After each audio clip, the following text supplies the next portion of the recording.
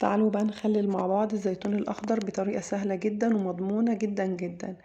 انا غسلت بس الزيتون، لا كسرته ولا نقعته ولا غيرت له ميه ولا اي حاجه.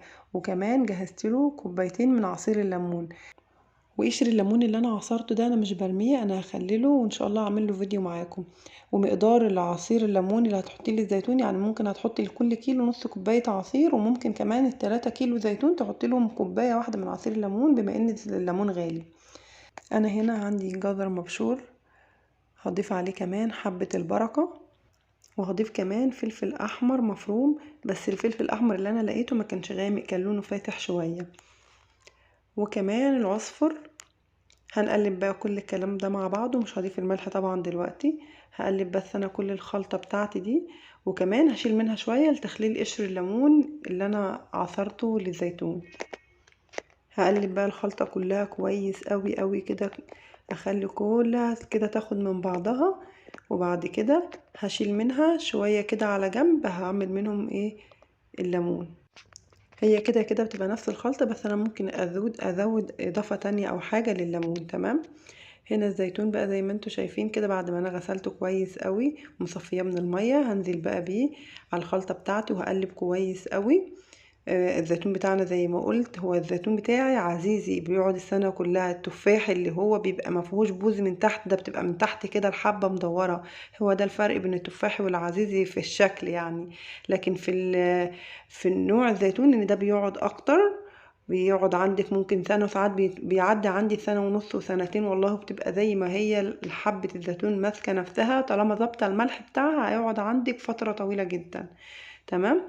قلبت بقى الزيتون بتاعي في الخلطة كلها، وقلبت كمان معاه الفلفل الاخضر. اهم حاجة يكون فلفل بلدي، مش الفلفل التخين التاني ده اللي هو انا مسميه الفلفل الكذاب، اللي هو مش بيبان انه هو حراق ولا مش حراق. ده ان ده بيتهري مش هيقعد معاكي في فترة الزيتون، فممكن يخلي الزيتون يبوظ معاكي لانه هيتهري خالص.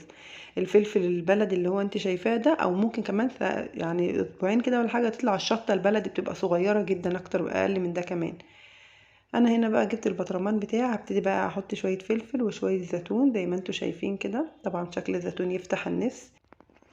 هنعبي بقى في البطرمان الكمية بتاعتي كلها. انا جبت بطرمان كبير عشان عايزاه ياخد كل الكمية، مش عايزاه اعمل في كذا واحد في كذا بطرمان.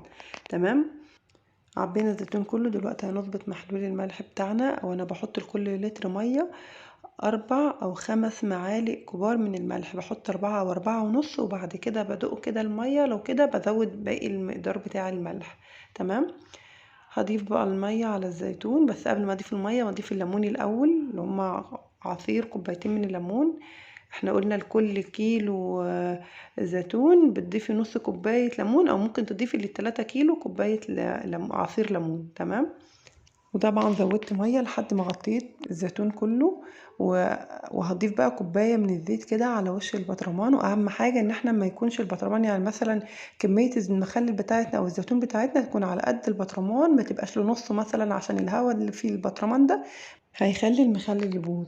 فلازم يكون البطرمان على قد كمية الزيتون زي ما انت شايفة كده، واصل للاخر. وبنزل كان فيه فلفل طالع لفوق كده، نزلته بالمعلقة، وبعدين ضفت الزيت على وش البطرمان. وهنقفل كويس قوي. لو البطرمان بتاعك مش بيقفل كويس قوي ممكن يدخل ليه هوا، هتحطي كيس تلاجة كده، كيس بلاستيك بين البطرمان والغطا، وتقفلي كويس قوي. وان شاء الله شهرين كده وممكن تاكلي منه. لو عجبكم الفيديو ما تنسوش تعملوا لايك وتعليق حلو زيكم تشجعوني فيه.